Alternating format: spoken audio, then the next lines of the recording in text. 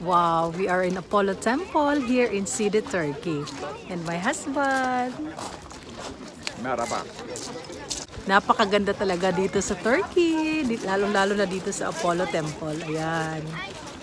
Wow. Happy to share you today our happy memories ni Mr. dito sa may Apollo Temple or Temple of Apollo, City, Turkey. Sabi nga nila, life is about the adventures you take and the memories you make. Kaya para sa amin ni Mr., take vacations, go as many places as we can, at isa sa paborito naming lugar, favorite place to vacation is any place by the ocean. Kaya itong Temple of Apollo or Apollo Temple ay nangunguna talaga sa listahan, lalong-lalo na pag pumupunta kami dito sa bansang Turkey, City City, na kung saan napakagandang area, napakagandang lugar at worth na worth talaga puntahan.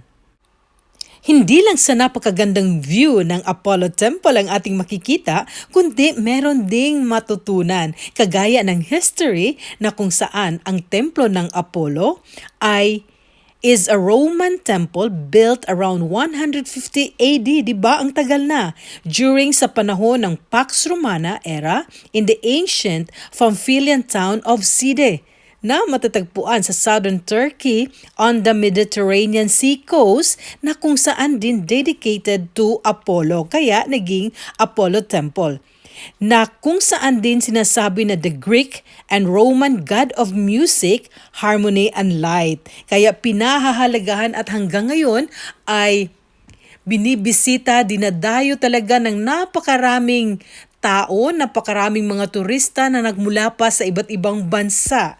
At kami ni Mr.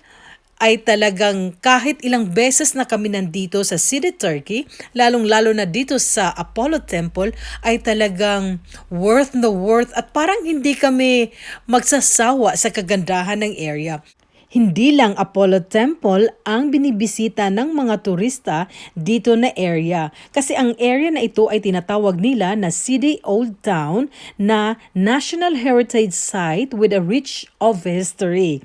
Napakaraming matutunan mo at makikita mo yung mga daan-daang taon na mga ancient ruins, including na itong landmark na Apollo Temple at iba pang mga remains of the 2nd century na Greek amphitheater at napakarami pang iba.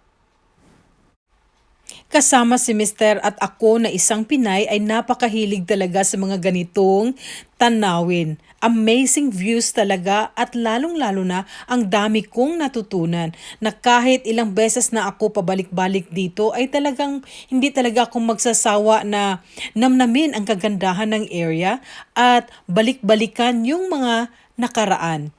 Dito sa Old Town ng City, Turkey ay meron din silang mga bazaar, napakaraming tindahan na nagbibenta ng mga iba't ibang goods at iba't ibang produkto at lalong-lalo na mga souvenirs from Turkey with love. Maraming tao talaga. At this time ay makikita ninyo itong glass. Itong glass ay hindi sa wall, kundi ito yung dadaanan mo kasi sa ilalim nito ay may mga makalumang bato na kung saan pinoprotektahan at pinipreserve talaga nila. This time ay hindi natin masyado makita doon sa ilalim kasi malamig ang panahon at winter time ito, kaya hindi siya masyadong clear sa ilalim. At kami ni Mr. na kung saan mahilig na mahilig talaga sa ganitong lugar ay always happy with happy memories at napakagandang experience, at di talaga ito mawawala pag andito kami sa area ng City, Turkey na bumibisita palagi dito. Kinakailangan din na pag bumibisita ka dito sa Old Town ng City, Turkey ay hindi lang 1 oras o 2 oras, kundi dapat magbigay ka talaga ng oras na kung saan hindi ka magmamadali kasi napakagandang area at walang problema kasi may mga restaurant sila na mura lang din at may mga comfort rooms na kung saan komportable ka talaga pag andito ka sa City, Turkey. Sana naman ay nagustuhan ninyo ang aming video for today. God bless us all.